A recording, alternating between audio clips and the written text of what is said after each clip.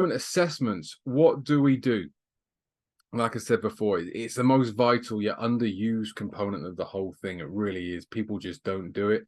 You know, my time in the pro game, I was a big advocate of it. I tried to get it pushed because people were just doing the normal sort of tests, the capacity screens, the 2K run, the yo-yo, all the jump test, the 505, the 20-meter sprint, the strength test. And these things have a place, but we're still not understanding how the body functions to start. And that's what we need to know. We're looking at capacity before we understand movement and what's going on. Now, movement capability, like I said before, this is the hardware behind your action.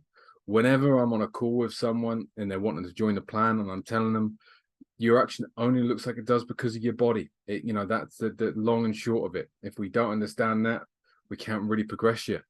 And trying to change the action without understanding how you move is going to result in a lot of frustration. And we see it time and time again, people working hard, but not working on the right things because they don't understand what the right things are. And then just landing up either injured or slower and just really frustrated. So understand the key concepts of where we need stability and mobility, the two things that really form movement competency are stability and mobility. And so we test to see where you need it. And what we do, we use the Mike Boyle approach, a joint by joint approach, to really go through the body and understand what's going on where. So one of the things we use is a hip internal rotation test.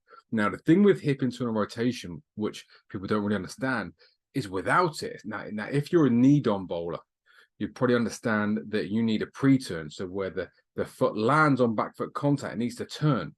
Now, if you've got poor hip internal rotation, that's going to be a real struggle with you. So one of the tests we use is just this simple seated hip external rotation test to help us gauge where your hip internal rotation is. You know, we want 40 degrees of movement. We can see here Gav isn't quite near that on his right leg. So we know something's going on there. But again, so if this is around 20, and we then look at your action and know you've got no pre-turn and the back foot is a bit of a shambles, we know where to start with that. Okay. Then, so that's the hips. Then we go into the thoracic. Now, the thoracic is your upper back, okay? 12 vertebrae attached to your 12 ribs, and it's how your upper back moves. So when we have a little look here, what we need to do is assess, you know, how much movement capacity have you got in that upper back?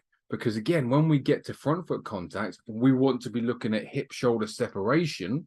If we go back in and see that you've got hardly any thoracic mobility, we know that hip-shoulder separation is going to be a key issue for you. And you're not going to get to that maximum bowling capacity, maximum pace, and actually using the kinetic chain, which is massively important because you can't really move that thoracic spine. So the thoracic is a big player here in this, how the thoracic interplays with the diaphragm and how the ribs. So when we talk about the ribs, we talk about the thoracic as well. And the pelvis and hips, if they're working well, we know the back's going to be in a decent spot. And when we talk about back, we talk about lower back.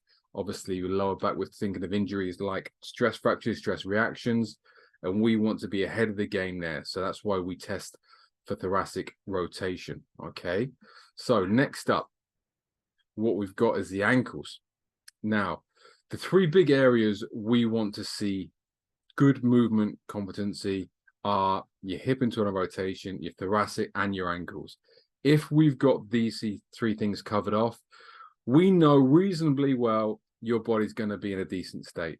Okay, so that's why we test these three things. And it's three things that we'll go back in and test time and time again with our players, because we want the data to understand where we are, where you are, and where your body is, so that we know how to program and how to progress you to keep you moving forward each time.